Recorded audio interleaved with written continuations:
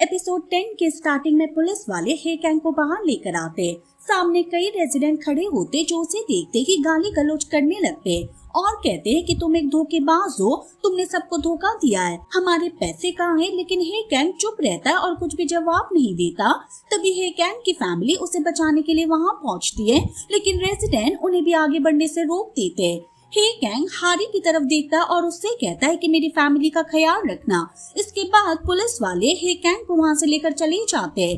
वहीं दूसरी तरफ हम ली वॉन को उसके सेक्रेटरी के साथ देखते हैं, जो हे कैंग की फैमिली के पोस्टर को देखकर बुरी तरह हंस रहा होता है। ली वॉन कहता है कि आखिर वही हो रहा है जो मैं चाहता था और पोस्टर पर लिखी हुई लाइंस तुमने बहुत अच्छी लिखी है। सेक्रेटरी उसे बताता है कि मैंने सभी पोस्टर पर पूरे अपार्टमेंट में लगा दिया है। अब जल्द ही सभी रेसिडेंट को पता चल जाएगा कि हे कैंग असल में कैसा इंसान है। इसके बाद हम हे कैंग की फैमिली के पास चलते हैं, जहां जे गिल हारी से बात करता है और कहता है कि तुम्हें खाता दे देना होगा, तभी हम अपने बॉस को बाहर निकाल सकते हैं। हाजीओंग यही बात कहती है, लेकिन हारी साफ मना कर देती है। हारी कहती है कि ऐसा करने से कोई फायदा नहीं होगा। मैंने खाता को बहुत ध्यान से पढ़ा है और उसमें ली वॉन का कहीं भी नाम नहीं है, उसमें सिर्फ गैंग वॉन और योंग जे का नाम लिखा हुआ है। अगर हम खाता रिलीज भी कर देते, उसे सिर्फ ली वॉन को फायदा होगा, हमारी कोई मदद नहीं होगी। हारी आगे कहती है कि हे कैंग के खिलाफ अभी कोई भी प्रूफ नहीं है, इसलिए 48 घंटे पूरे होने के बाद उसे रिहा कर दिया जाएगा। उसने खुद कहा था कि हम एक फैमिली है और हमें एक दूसरे का ख्याल रखना होगा, इसलिए अब हम भी वही करेंगे। इसके बाद हम मैनेजमेंट ऑफिस में पहुंचते, जहाँ सभी रेसिडेंट इकट्ठा होकर एम्प्लॉय से सवाल कर रहे होते। वो पूछते कि रिपेयर रिजर्व फंड कहाँ है और उसका सारा पैसा आखिर गया कहाँ। लेकिन एम्प्लॉय कहते कि हमें भी नहीं पता कि हे कैंग ने वो पैसा कब निकाल लिया।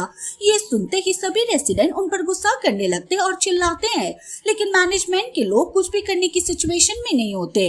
वहीं दूसरी तरफ हम यूनसियो और उसकी फ्रेंड्स को देखते हैं, जो हे कैंग के बारे में बात कर रही होती है। वो कहती है कि हमें तो पता ही नहीं था कि वो इतना बड़ा धोखेबाज है और उसके बारे में तरह तरह की गलत बातें करने लगती है। तभी वहाँ सुखजीन आ जाती है और उनकी बातें सुनकर कहती है कि तुम लोग उसके बारे में ऐसी बातें कैसे कर सकती हो? क्या तुम्हें याद नहीं है कि हे कैंग ने हमारे लिए अब तक क्या क्या किया है? क्या तुम्हें डिलीवरी वाला केस, हिटिंग वाला केस या फिर अभी स्कूल वाला केस याद नहीं है? उसने हर बार हमारी मदद ही की है। अगर उसने सच में पैसे लिए होते तो वो इन सभी मामलों में रिपेयर रिजर्व फंड का यूज करने के लिए कभी नहीं कहता। इसीलिए खुद से पूछो कि क्या हे कैंग ऐसा कर सकता है? मुझे तो बिल्कुल नहीं लगता, जरूर कोई और है जिसने हमारा पैसा लिया है। इसके बाद सुखजिन ऑफिस में आती है और सोचती है कि उसे हे कैंग के लिए कुछ करना चाहिए। वो परेशान होकर सोच रही होती है कि आखिर मैं उसके लिए क्या कर सकती हूँ। वहीं दूसरी तरफ हम यंग जे को देखते जो अपने घर पे छिपा हुआ होता है। तभी उसे वो पुराना सीन याद आता है जब उसने वीडियो बना लिया था और उसके सामने ली वॉन और उसका सेक्रेटरी मौजूद थे। वीडियो बनाने के बाद ली वॉन ने उससे कहा था कि तुमने बहुत अच्छा काम किया है, अब तुम्हें सिर्फ एक काम करना है, यहाँ से भाग जाओ और कहीं जाकर छिप जाओ। अगर तुमने ऐसा नहीं किया तो मैं जानता हूँ कि तुम्हारी फैमिली कौन है और मैं तुम्हारी फैमिली के सभी लोगों को मार डालूंगा। ली वॉन की धमकी के कारण योंग जे के पास कोई दूसरा रास्ता नहीं बचता और वो छिप जाता है। लेकिन जब वो अपना सामान पैक करता है और वहाँ से भागने की तैयारी करने लगता है, तभी सुखजिन वहाँ पहुँचती है और उसे रोक लेती है।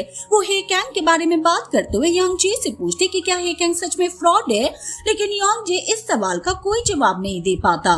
सुखजिन उसे पूछती है कि तुम आखिर भागकर कहाँ जा रहे हो, लेकिन योंग जे टैक्सी में बैठकर वहाँ से जाने की कोशिश करता है। तभी हम देखते कि हे कैंग की फैमिली वहाँ पहुँच जाती है और योंग जे को रोक लेती है। पुलिस स्टेशन से कहानी आगे बढ़ती है, जहाँ ली वॉन हे कैंग से मिलने पहुँचता है और उससे पूछता है कि तुम कैसे हो? मैंने तुमसे पहले ही कहा था कि मेरे काम से दूर रहना, लेकिन तुमने मेरी बात नहीं मानी। तुम्हारे खिलाफ कोई प्रूफ नहीं मिला, फिर भी तुम यहाँ पर हो।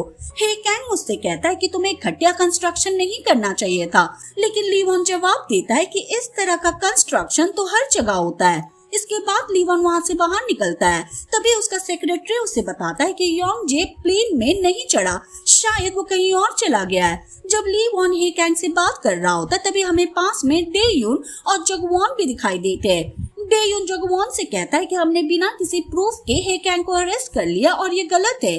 आपको पता नहीं है कि ली वॉन कितना खतरनाक इंसान है, बाद में ये हमारी भी कब्र खोद सकता है। जगवॉन उसे समझाते हुए कहता है कि चिंता मत करो। ली वॉन को लगता है कि सब कुछ उसके हाथ में, लेकिन ऐसा कभी नहीं होने वाला। अब हम हे कैंग की फैमिली के पास चलते जहाँ इंसेक को देखते हैं।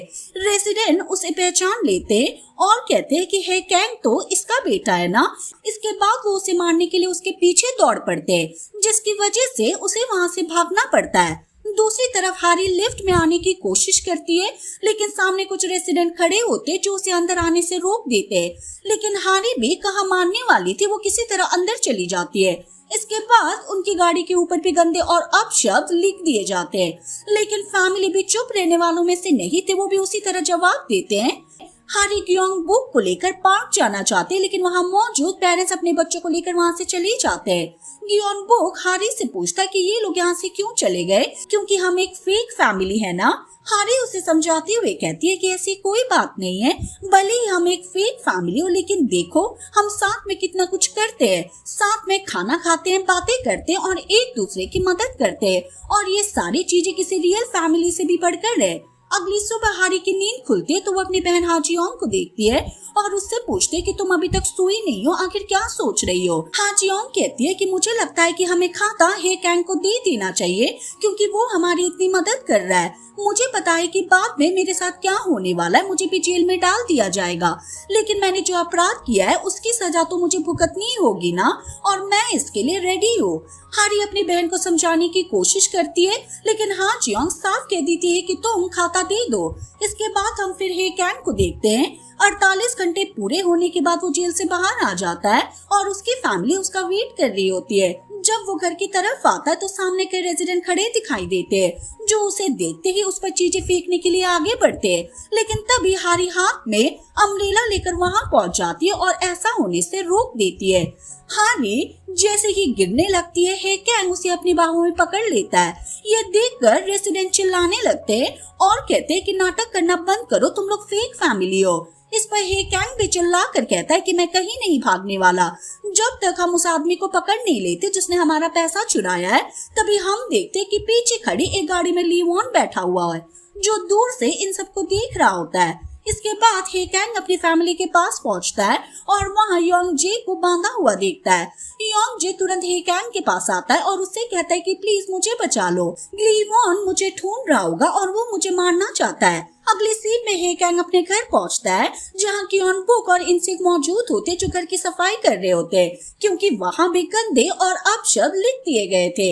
हे कैंग उनकी मदद और मेहनत को देखकर उनको थैंक यू कहता है और फिर उन्हें अंदर ले आता है। इसके बाद सभी लोग साथ बैठकर खाना खाते हैं। शाम के टाइम देखते जहाँ हे कैंग हारी के साथ होता है। हारी अपनी बहन की दी हुई वो खाता निकाल लेती है जिससे उसने पहले यहाँ छिपा कर रखा हुआ था। वो हे कैंग से कहती है कि ठीक है तुम इसे ले सकते हो, मेरी बहन ने ऐसा करने के लिए कहा है, वो खुद को सरेंडर कर देगी। हे कैंग कहता है कि मुझे पता है कि तुम्हारी बहन के लिए ये फैसला लेना कितना मुश्किल था, लेकिन चिंता मत करो, मैं तुम दोनों को बचा लूंगा। रात में देखते जहाँ हे कैंग उस खाता को पढ़ता है। अगले सीन में योंग जे उससे मिलने के लिए आता है। हे कैंग उसे खाता दिखाकर पूछता है कि क्या तुम जानते हो कि इसमें किसका नाम लिखा है। फिर बताता है कि इसमें योंग जे और गैंग वॉन का नाम है, लेकिन ली वॉन का नाम कहीं भी नहीं है। इसका मतलब ये है कि ली वॉन को कुछ नहीं होगा, लेकिन तुम दोनों जेल चले जाओगे, वो तुम्हें धोखा दे रहा है। योंग जे कुछ देर सोचता है और पूछता है ठीक है अब मुझे क्या करना होगा। दूसरी तरफ ली वॉन को देखते जो कुछ बड़े ऑफिसर के साथ मीटिंग कर रहा होता है। वो लोग ली वॉन की हरकतों को लेकर काफी परेशान होते हैं और उससे कहते हैं कि स्कूल में जो कुछ भी चल रहा है उस न्यूज को दबा दो, क्योंकि ये इन दिनों बहुत ही ट्रेंडिंग में है। अगर तुमने ऐसा नहीं किया तो हम तुम्हारे साथ आगे काम नहीं करेंगे। ली वॉन जवाब देता है कि ठीक है मैं समझ गया। फिर यंग मैन को देखते जो हॉस्पिटल में एडमिट होता है। उसकी हालत और भी ज्यादा खराब हो जाती है। हॉस्पिटल वाले उसके गार्जियन हे कैंग को कॉल करना चाहते, लेकिन यंग मैन उन्हें मना कर देता है। वहीं दूसरी तरफ हे कैंग डे यून से मिलने के लिए आता है और उसे वही खाता दे देता है। वो बताता है कि इसमें ली वॉन के खिलाफ प्रूफ मौजूद है। हालांकि इसमें ली वॉन का नाम सीधे तौर पर नहीं लिखा है, लेकिन हम इसे ये प्रूफ कर सकते हैं कि वो घोटाला कर रहा था। हे कैंग आगे कहता है कि मुझे पता है कि तुम्हें वन क्लब के लिए पैसों की जरूरत थी, लेकिन अगर मैं वन क्लब को ही बर्बाद कर दूंगा तो तुम्हारा बॉस उसमें कैसे शामिल हो पाएगा। डेयून कहता है ठीक है मैं खाता देखने के बाद तुम्हें अपना जवाब दूंगा। तभी हे कैंग के पास एक फोन कॉल आती है और वो तुरंत हॉस्पिटल पहुंच जाता है। वहाँ वो यंगमैन से बात करता है और कहता है कि मुझे माफ कर देना, मैं तुम्हें जल्दी बाहर नहीं निकाल सका, लेकिन अब तुम जल्दी ही यहाँ से बाहर आ जाओगे। अब मैंने किसी और को चुन लिया है, अब मैं गंदे काम नहीं करता। यंग मैन हे कैंग को देखकर कहता है कि वो बहुत सुंदर है, जिसे सुनकर हे कैंग शर्माने लगता है। अगले सीन में ली वॉन को मैनेजमेंट ऑफिस में आते हुए देखते हैं। वहाँ सभी रेजिडेंट मौजूद होते हैं। ली वॉन उनसे माफी मांगते हुए कहता है कि हमें माफ कर दीजिए, हम अपना काम सही तरीके से नहीं कर पाए, जिसकी वजह से कंस्ट्रक्शन की क्वालिटी खराब हो गई। लेकिन आप लोग चिंता मत कीजिए, हम एक नया स्कूल बनाएंगे, तब तक आपके बच्चे इंग्लिश मीडियम स्कूल में पढ़ सकते हैं। हालांकि उस स्कूल की फीस काफी ज्यादा होती है। ये सुनकर सभी रेजिडेंट खुश हो जाते हैं। लेकिन तभी हे कैंग हाथ में बड़ा सा हथौड़ा लेकर वहाँ पहुँच जाता है। उसे देखते ही ली वॉन डर जाता है और पूछता है कि तुम क्या करने वाले हो। हे कैंग हथौड़ा उठाता है और पास की दीवार पर जोर से मार देता है। इसके बाद सिक्योरिटी रूम में जाते हैं, जहाँ जे गिल कुछ ऐसा कर देता है कि हे कैंग जो भी कर रहा होता है वो सब कुछ लाइव सभी रेजिडेंट को दिखाई देने लगता है। हे कैंग दीवार तोड़ देता है और उसके अंदर कपड़े भरे हुए दिखाई देते हैं, यानी इस बिल्डिंग में भी घटिया कंस्ट्रक्शन किया गया था। ये देखकर सभी रेजिडेंट हैरान रह जाते हैं। हे कैंग उसी तरह एक और दीवार तोड़ने के लिए रेडी होता है, जहां ली वॉन ने पहले ही कह दिया था कि उनकी बिल्डिंग में हर जगह घटिया कंस्ट्रक्शन हुआ है। हे कैंग ली वॉन से कहता है कि सिर्फ एक नया स्कूल बनाने से कुछ नहीं होगा, हमारे यहाँ 9,800 अपार्टमेंट है। अगर तुम इन सभी अपार्टमेंट को नया बना कर दोगे तभी मैं तुम्हारी बात मानूंगा। लेकिन ली वॉन इसका कोई जवाब नहीं दे पाता और वहाँ से चला जाता है। इसके बाद ली वॉन अपने सेक्रेटरी के साथ होता है और बेहद गुस्से में न्यूज कंपनी के प्रेसिडेंट को कॉल करता है। वो उसे इस न्यूज को दबाने के लिए कहता है, लेकिन कंपनी का प्रेसिडेंट साफ कह देता है कि मैं इस बार कुछ नहीं कर सकता, इस बार तुमने हद पार कर दी है। तभी ली वॉन को पता चलता है कि उनकी कंपनी का स्टॉक तेजी से नीचे गिर गया है और उन्हें बहुत बड़ा लॉस हो चुका है। इसके बाद हे कैंग को सुखजिन से बात करते हुए देखते हैं। वो कहता है कि हमें यंग जी को जाने देना होगा, लेकिन सुखजिन कहती है कि हम ऐसा नहीं कर सकते। इस बार हे कैंग उसे पूरी ईमानदारी से बात करता है और बताता है, ये सच है कि मैं रिपेयरिज्म फंड के लिए पैसे लेना चाहता था, लेकिन मेरे लेने से पहले ही वो फंड खाली हो चुका था। सुखजिन हैरानी होकर पूछते कि क्या तुम सच कह रहे हो, लेकिन हे कैंग कहता है कि अब इससे कोई फर्क नहीं पड़ता। उसे पता है कि पैसे गैंग वॉन और योंग जी ने लिया है, लेकिन अब हे कैंग उसे बताता है कि इन सब के पीछे असली मास्टरमाइंड ली वॉन है। बाहर रेजिडेंट को देखते जो हे कैंग से मिलने के लिए आते हैं, वो उससे माफी मांगते और कहते कि हमें माफ कर देना, हमने पहले तुम्हारे साथ बहुत बुरा बिहेव किया है, हमने तुम्हें गालियां तक दी थी।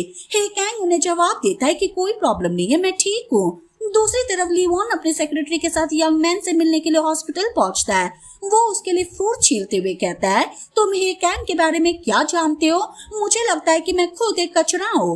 यंग मैन उससे पूछता है कि तुम हो कौन? ली वॉन अपने एक छोटी सी कहानी सुनाना स्टार्ट कर देता है, लेकिन अपनी असली पहचान के बारे में कुछ नहीं बताता। उसकी कहानी सुनने के बाद यंग मैन उसे कहता है, मुझे लगता है कि तुम बहुत ही मिजरेबल इंसान हो। ये सुनते ही ली वॉन को बहुत ही गुस्सा आ जाता और वो पूछता है, क्या कहा तुमने? यंग मैन फिर से वही बात दोहराता है कि तुम मिजरेबल हो। ये सुनकर ली वॉन अपना आपा खो देता और गुस्से में यंग मैन की सांस लेने वाली पाइप निकाल देता है। ली वॉन और उसका सेक्रेटरी वहाँ से जाने लगता है। तभी उसी टाइम हे कैंग भी हॉस्पिटल पहुँच जाता है, लेकिन वो ली वॉन और उसके सेक्रेटरी को देख नहीं पाता। वो यंग मैन के पास आता है और उसे देखकर वहाँ से जाने लगता है, लेकिन तभी उसे एहसास होता है कि यंग मैन कोई रिस्पॉन्स नहीं कर रहा है। हे कैंग तुरंत उसके पास जाता है और उसे चेक करता है, लेकिन तब तक बहुत देर हो चुकी होती है। यंग मैन की डेथ हो चुकी थी। अगले सीन में सभी को फ्यूनरल में देखते हैं। ली वॉन यंग मैन को आखिरी सम्मान देने के लिए वहाँ आता है। फिर वो हे कैंग से कहता है कि जब मुझे पता चला कि तुम्हारे डैड के साथ ये सब हो गया तो मैं भी बहुत चौंक गया था। अब तो तुम पूरी तरह बर्बाद हो गए होगे, क्योंकि तुम्हारे डैडी तुम्हारे लिए सब कुछ थे। इतना कहने के बाद ली वॉन हंसने लगता है और अपने अंदाज में हे कैंग को हिंट दे देता है कि यंग मैन की डेथ के पीछे उसी का हाथ है। ली वॉन को वहाँ से जाते हुए देख हे कैंग गुस्से में जोर से चिल्लाता है और इसी के साथ ये एपिसोड खत्म हो जाता है। हम मिलेंगे नेक्स्ट वीडियो के साथ। Thank you for watching.